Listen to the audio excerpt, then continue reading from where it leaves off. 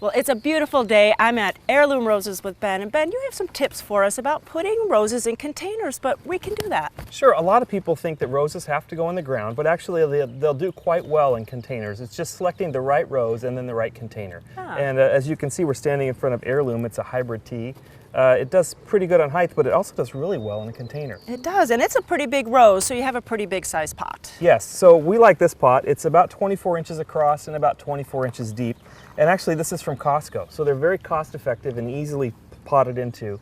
One of the key tricks is making sure it's got drain holes at the bottom. So the ones at Costco, we just drill a few holes in the bottom to make sure that all that extra water will drain out. Really good tip. And then the same kind of soil we would use in the containers. Yes. Excellent. Well, we have some other containers and some other roses that we're going to match up to make them perform the best. Yes. Well, you have some beautiful things here. So what do we have? So we have two miniature roses, a micro mini and a miniature that we're going to put into this pot. And as you can see, it's got great drainage holes. And for a large rose, this would be much too small, Sure. but for a micro mini and a miniature, this is just a great size. And so we'll go ahead and pot this up. All right. We have the soil there. And so we're just going to use, this is just some of our potting soil that we use here at the nursery. We get it in bulk, and we're just going to load this right in. And really, 3 plants aren't that big or overwhelming for this size pot. No, it will fill in and be tight, but Nice. it's certainly not overwhelming. Excellent. Another thing I like to use is aged cow manure. And so this is well aged and pretty soft and gentle on the plants, but it adds a lot of nitrogen and good things to the soil. So we're going to use about half a bag of this in here. All right. So then you don't have to put any kind of slow release right away. Nope, You just and put we that just in. get right in here with our hands and mix that up. That's and we're gardeners. We'll worry about we could washing do that. them later. Oh. And so what we're going to do is put Sweet Fairy in the front here, and this is a micro mini. It'll get about 12 inches tall at its highest. Okay. We'll just tuck that right into the front. And it's really going to almost spill over that edge there. That's right. All right. And then I have the one that's kind of a taller one. Right in the back here? Yeah. Perfect. And what I like that about down. this is that this is kind of a light pink, and this is a lavender, and also the foliage is a little bit different green. Yeah. And then to really top this off, I thought we'd put a sedum in the front there. And that's cool because now we have a little bit of a blue-green texture and color, and That's it just right. fits right there.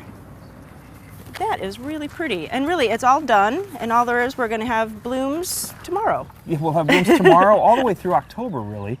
And the nice thing about these is this is really easy to just set inside and put up against your house, and it'll overwinter, and you have the beautiful blooms again next year. That is nice. And really takes care of something blooming all season long in the summertime, because that's what we want in our containers. That's right. Another thing that's critical in containers is to water with a liquid fertilizer and not granular. Granular, the salts will build up and it gets a little toxic, but a liquid fertilizer just washes on through, and it's really gentle on the roots. And it's enough to keep them blooming the whole season. Yes, perfect. About every 3 weeks we say a liquid fertilizer.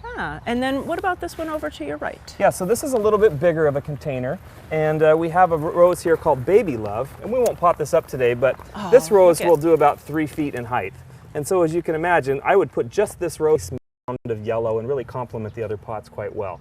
And I love that you have a kind of contrast between that cobalt blue and the yellow. That really makes that pop. Yeah. Well, the fun thing about containers is you can really pick your rose, pick your container, and really make it work for you in the colors you love.